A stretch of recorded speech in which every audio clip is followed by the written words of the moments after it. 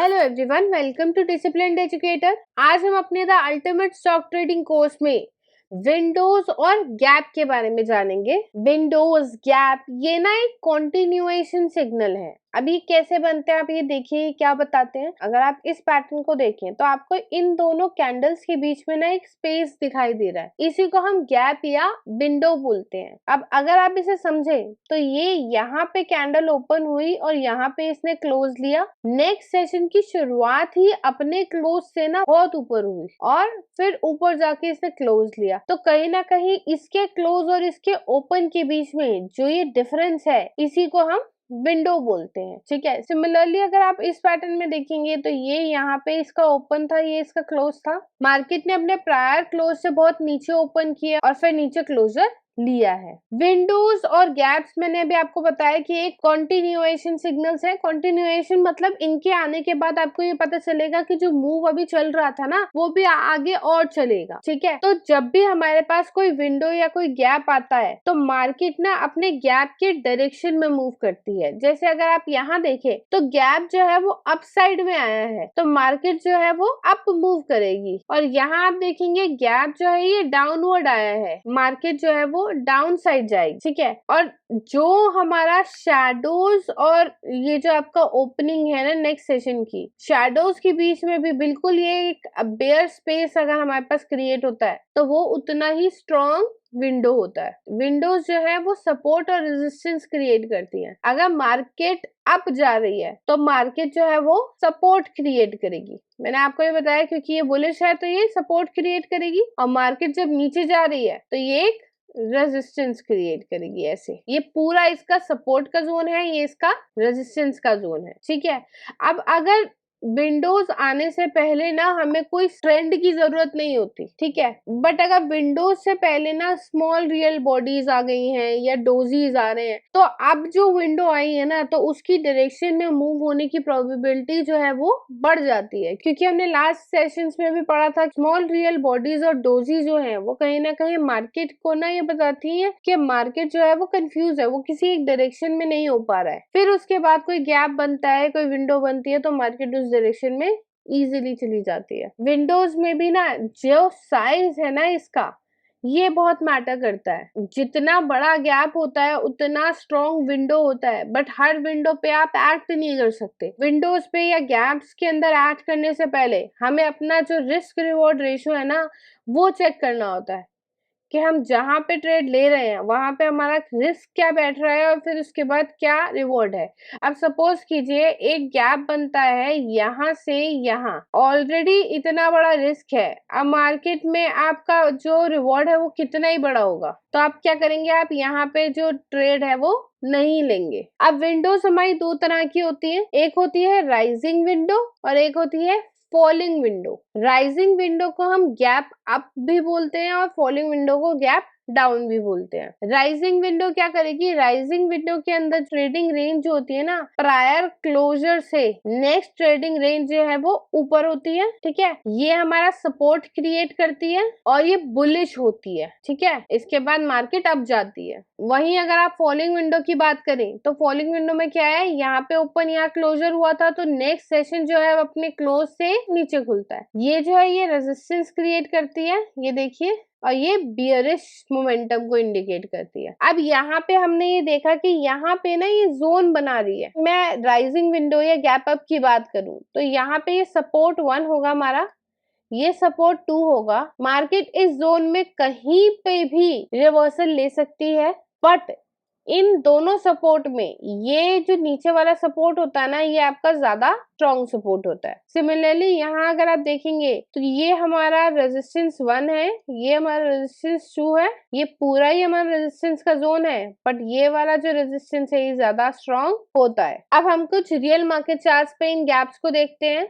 ये HDFC का chart है, ये 5 मिनट्स का चार्ट है। यहाँ आप देखिए, यहाँ आपको देखने को मिल रहा है गैप अप। आप अगर ध्यान से देखेंगे तो गैप अप बुलिश होता है, बट ना तो ये कैंडल बुलिश है ना ये कैंडल बुलिश है। तो इसका मतलब है गैप्स के अंदर जो कलर है ना कैंडल का वो मैटर नहीं करता है। ठीक है, आप यहाँ देखिए इनके विक्स के अंदर ओपनिंग क्लोजिंग में तो बहुत बड़ा गैप है ही, इसके अलावा इनकी शैडोज में भी बहुत बड़ा गैप है और शैडोज पे हमारा बन जाएगा यहाँ पे सपोर्ट। ये हमारा सपोर्ट 1 है, ये बनेगा हमारा सपोर्ट 2 और ये पूरी जोन हमारी सपोर्ट की होती है। अब देखिए इसके बाद मार्केट अब गई है। यहाँ पे अगर आप देखें ये सपोर्ट जो है ये आगे तक होल्ड किया है, यहाँ पे टेस्ट कर रही है बट अभी तक इसे तोड़ नहीं पाई है। अब यहाँ आप देखेंगे, यहाँ आप देखिए इन दोनों कैंडल्स ने ना गैप डाउन क्रिएट किया है बट क्योंकि इनकी विग्स जो है उनके बीच में कोई डिफरेंस नहीं बन पाया है, प्रॉपर फॉलिंग विंडो जो है ये यहाँ पे नहीं बना पाई। ये रिलायंस का चार्ट है,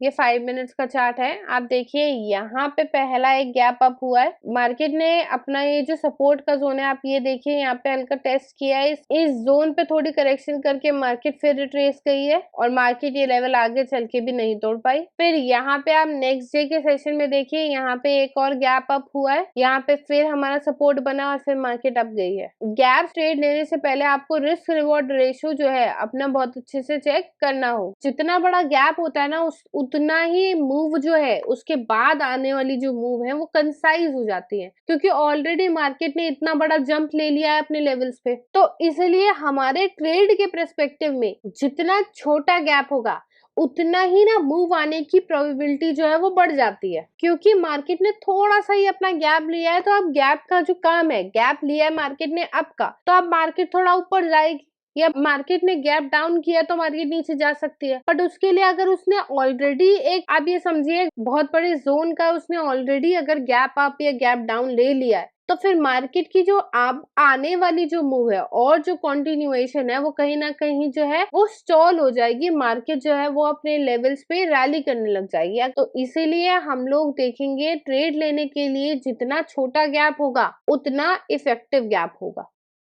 ये कोटक बैंक का चार्ट है, ये 5 मिनट्स का चार्ट है, यहाँ पे बना है गैप अप, ये बन जाएगा आपका सपोर्ट, ये सपोर्ट 1, ये सपोर्ट 2। आप देखिए इस सेशन में इस कैंडल पे आप ट्रेड लेंगे यहाँ कहीं, तो यहाँ पे या यहाँ पे इस लेवल पे भी अगर आप ट्रेड देते हैं तो ये आपका रिस्क है और ये आपका रिवॉर्ड है। तो आप देख रहे हैं ये 1:2 से थोड़ा ऊपर ही है, तो मार्केट जो है वो फिर अप भी गई है और यहाँ पे आप ट्रेड ले भी सकते हैं। हमें हर ट्रेड को लेने से पहले इसी डायमेंशन में सोचना है कि वहां पे क्या रिस्क हमारा बैठ रहा है और क्या हमारा पोटेंशियल रिवॉर्ड है, क्योंकि अगर किसी जगह पे मुझे रिवॉर्ड ही नहीं मिलेगा ज्यादा तो मेरा उस ट्रेड में घुसने का कोई बेनिफिट नहीं है।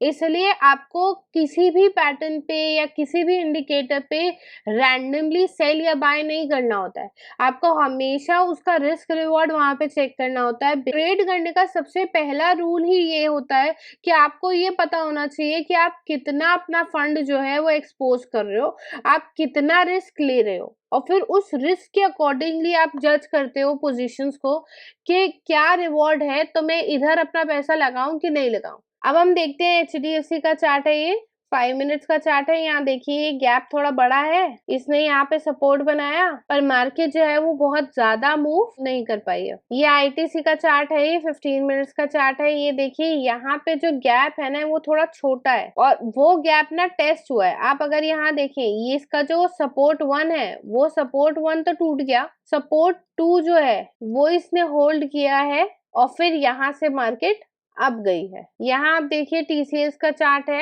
ये 5 मिनट्स का चार्ट है। ये देखिए ये अच्छा खासा गैप बनाया मार्केट ने और फिर मार्केट अब गई है। यहाँ देखिए यहाँ पे भी इसने गैप बनाया है। अब आप ये देख रहे होंगे कि गैप के बाद ना मार्केट ने इस लेवल को टेस्ट किया है, पर हमने पहले भी इस बारे में बात करी थी, सपोर्ट या रेजिस्टेंस टूटने के लिए ना उस लेवल के नीचे हमें कैंडल क्लोजर चाहिए होता है। अब ये देखिए यहाँ पे ना इसने इन दोनों कैंडल्स ने ट्राई किया इस लेवल को तोड़ने का, बट क्योंकि जो कैंडल का क्लोजर नीचे नहीं हो पाया है तो यहाँ पे ये जो दोनों सपोर्ट है ना ये होल्ड किए हैं। फिर आप देखिए यहाँ पे क्लोजर हुआ है बट ये अपने सपोर्ट के जोन से ही यहाँ से रिट्रेस कर गया और मार्केट ने जो अपना लेवल ऑफ सपोर्ट था, ये सपोर्ट 2 जो था वो मार्केट ने नहीं तोड़ा है। ये विप्रो का चार्ट है, ये 15 मिनट्स का चार्ट है। आप यहाँ देखेंगे यहाँ हमारा बना है गैप डाउन या जिसे हम फॉलिंग विंडो भी कहते हैं, ठीक है। फॉलिंग विंडो और गैप डाउन बनाता है रेजिस्टेंस, ये हमारा बनेगा रेजिस्टेंस 1, ये बनेगा हमारा रेजिस्टेंस 2, और आगे देखिए मार्केट ने इसे होल्ड किया है, फिर यहाँ पे जाके मार्केट ने गैप अप बनाया है, बट मार्केट जो है वो गैप अप को तोड़ गई है, ठीक है। पर गैप के बाद मार्केट अप गई है, फिर उसके बाद मार्केट में जो करेक्शन आई है या जो पर्टिकुलर मोमेंटम होगा मार्केट का, उस हिसाब से मार्केट ने मूव लिया है और मार्केट ने गैप्स तोड़े। ये इंडिया बुल हाउसिंग फाइनेंस का चार्ट है, ये 30 मिनट्स का चार्ट है। यहाँ आप देखिए, यहाँ पे एक बहुत छोटा सा गैप है। मैं इसी तरह की गैप की बात कर रही थी कि जितना छोटा गैप होगा ना, उतना ही मूव और बड़ी आपको देखने को मिलेगी। तो ये देखिए इस गैप के बाद कितनी बड़ी मूव देखने को मिल रही है। यहाँ पे इसने इनफैक्ट एक और गैप यहाँ पे बनाया है और मार्केट अच्छा खासा डाउन गई है, ठीक है। यहाँ आप देखेंगे यहाँ पे भी एक गैप डाउन हुआ था, बट मार्केट जो है वो उस लेवल को पहले तो इसने टेस्ट किया है काफी सारा, फिर इसे यहाँ पे आके तोड़ दिया था मार्केट ने, ठीक है। बट यहाँ पे आके जो हमारा बियरिश मोमेंटम है वो स्ट्रॉन्ग हुआ और फिर मार्केट डाउन गई है। ये रिलायंस का चार्ट है, ये 5 मिनट्स का चार्ट है। आप ये देखिए यहाँ पे एक अच्छा खासा गैप डाउन हुआ है, मार्केट ने इस गैप को टेस्ट भी किया है, फिर मार्केट टेस्ट करके मार्केट डाउन गई है। अब पैटर्न्स का, ये इंडिकेटर्स का ना यही होता है कि ये एकदम से आपको रिजल्ट नहीं देते हैं। कई बार क्या होगा, पैटर्न बनते ही मूव आ जाएगी, कई बार जो है मार्केट वहां पे उस लेवल पे थोड़ा स्टॉल करती है और फिर मूव करती है, या अपने जो पर्टिकुलर रेजिस्टेंस या सपोर्ट वो क्रिएट कर रहा है उसे टेस्ट करती है और फिर गिरती है। जैसे यहाँ पे आप देखिए मार्केट ने ना गैप डाउन करते ही मार्केट नीचे नहीं गिरी है, पहले उसने अपना जो ये यहाँ पे रेजिस्टेंस क्रिएट किया था, मार्केट ने उस रेजिस्टेंस को चेक किया है, टेस्ट किया है, और फिर उसके बाद मार्केट नीचे गिरी है। इसलिए हमारा कैंडलस्टिक पैटर्न जो भी सपोर्ट या रेजिस्टेंस क्रिएट करता है और उसके बेस पे अगर हम ट्रेड लेते हैं, तो जब तक वो होल्ड करता है ना, तब तक हम उस ट्रेड में रहते हैं। ये JSW स्टील का चार्ट है, ये 30 मिनट्स का चार्ट है। यहाँ देखिए यहाँ पे गैप डाउन हुआ है, मार्केट डाउन गई है, फिर दोबारा मार्केट ने यहाँ पे गैप डाउन किया है, मार्केट फिर डाउन गई है। यहाँ मार्केट ने किया गैप अप। अगर आप यहाँ ध्यान से देख पाए तो ये देखिए, ये जो इसका गैप का सपोर्ट, सेकंड सपोर्ट था, ये सपोर्ट 2 का जो लेवल था, ये मार्केट तोड़ नहीं पाई है रियल बॉडी से और फिर मार्केट अप गई है। और अप में भी ना हमारा टारगेट जो है, ये जो हमारा यहाँ पे गैप आया था, उसने हमारा रेजिस्टेंस बना रखा था। तो अगर हम यहाँ पे ट्रेड लेते तो ये हमारा जो रेजिस्टेंस लेवल है ना, यही हमारा टारगेट होता है, और मार्केट ने देखिए अपना टारगेट अचीव किया है। जितना आप मार्केट में ना अपना एक प्रायर स्टॉप लॉस लेवल और प्रायर अपना टारगेट लेके चलोगे, आपकी ट्रेडिंग जो है ना वो उतनी स्मूथ हो जाएगी। इसलिए कहीं पे भी एंट्री लेने से पहले आपको पता होना चाहिए आपका स्टॉप लॉस लेवल क्या है और आपका टारगेट क्या है वहां, फिर आप वहां पे ना हेजिटेट नहीं करते हो। क्योंकि आप ये देखोगे कि अगर आप किसी पोटेंशियल रेजिस्टेंस पे हेजिटेट करते हो ना, तो मार्केट वहां पे जाने के बाद तो फिर नीचे गिरना शुरू हो जाती है, फिर आपको वो लेवल तो अचीव होता ही नहीं है। इसलिए ट्रेड में एंटर करने से पहले आपको एग्जिट पॉइंट्स अपने पता होने चाहिए। ट्रेड अगर आपकी डायरेक्शन में जाती है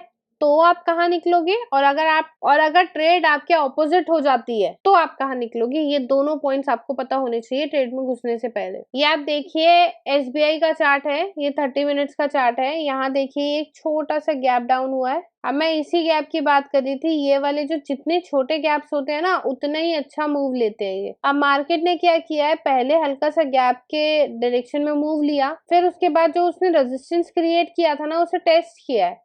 बट आप देखिए कोई भी कैंडल जो है वो इसके ऊपर बंद नहीं हो पाई है, तो ये रेजिस्टेंस होल्ड किया है, और देखिए मार्केट ने कितना अच्छा फिर डाउन का मूव लिया। ये आप देखिए JSW स्टील का चार्ट है, ये 5 मिनट्स का चार्ट है। यहाँ पे मार्केट ने गैप डाउन किया है और फिर मार्केट अच्छा खासा डाउन गई है। आज की सेशन में इतना ही था।